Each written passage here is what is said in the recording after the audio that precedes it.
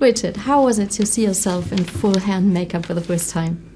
I remember the day when we were going to do the first test, and Tammy Lane, who's an Oscar-winning prosthetic artist, and Jennifer Stanfield, who was looking after the hair, we collectively decided that I wasn't going to look at what was forming in front of me, and they did time-lapse photography. So they put a blanket over the mirror, and it was about 3.5 to 4 hours.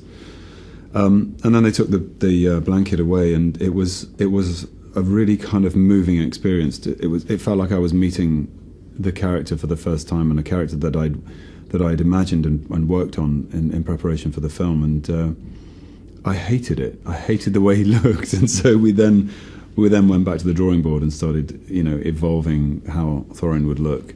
But yeah, it was interesting. It's a kind of fascinating process, and every morning I would sit in the chair and see the character arrive. So that was great. What did you hate about it? It was just so extreme. I mean, at that point, the design of the dwarves was quite extreme, and it was the thickness of the prosthetic. I felt that I probably couldn't move my face enough.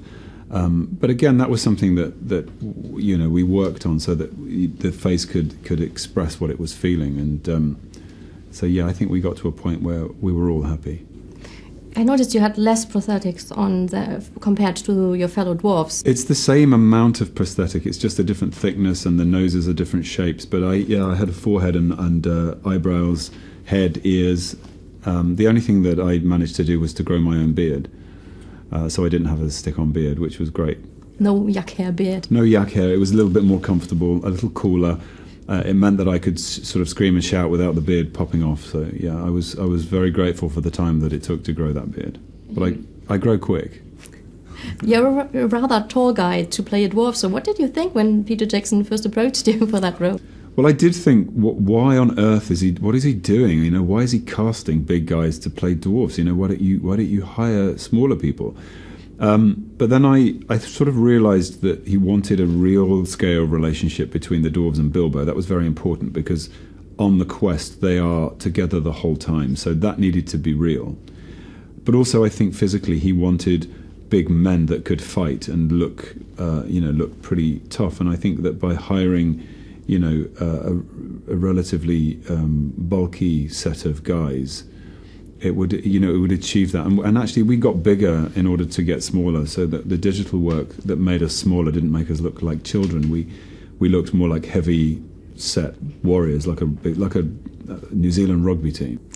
The dwarves don't have the best table manners, so how much fun was it to play that? Well, I actually don't take part in that, and I think Thorin is very he doesn't really like the fact that the dwarves throw food around. But worse than the table manners is the stench of dwarf, which actually Tolkien talks about. It's why we bring Bilbo Baggins along, because the dragon Smaug will recognise the smell of dwarf, and I can guarantee if you'd walked into the Portacom at the end of the day when the dwarves were getting dressed, you'd know what Tolkien was talking about, because we reek.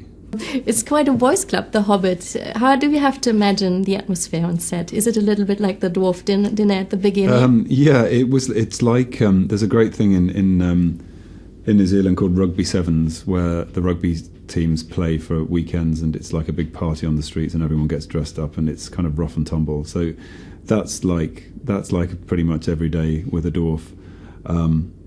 But yeah, it was good. It was good energy, lots of humour, boisterous. How about the tattoo? A lot of the Rings Fellowship guys, they got themselves tattooed. So how about the dwarves? We decided just to be different, because I was happy I'd have got a tattoo, but just to be different, we were going to get rings made, which we did. And they're all kind of engraved on the inside because of the secrecy of dwarves. But mine is unfortunately in a storage box somewhere across the Atlantic, so I couldn't wear it to the premiere. So I was very sad about that. Okay, thanks a lot. You're welcome.